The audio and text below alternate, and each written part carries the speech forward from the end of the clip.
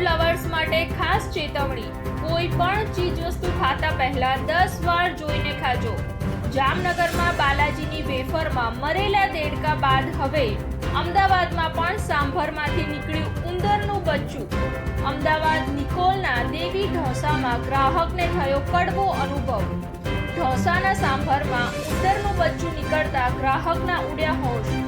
સૂત્રો મુજબ ગ્રાહકે દુકાનદારને કરી ફરિયાદ, પરંતુ દેવી ઢોસાના સંચાલકોએ ના સાંભળી વાત। ઊંચા ભાવ લેતી દુકાનોની હલકી ગુણવત્તા આવી સામે। ગ્રાહકે હેલ્થ વિભાગમાં કરી ફરિયાદ।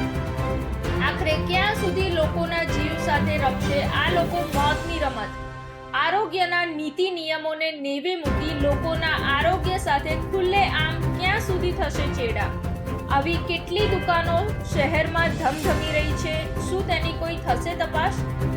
રિપોર્ટ સંજીવ રાજપૂત સાથે અનિલ પટેલ, TV9 ગુજરાત, અમદાવાદ।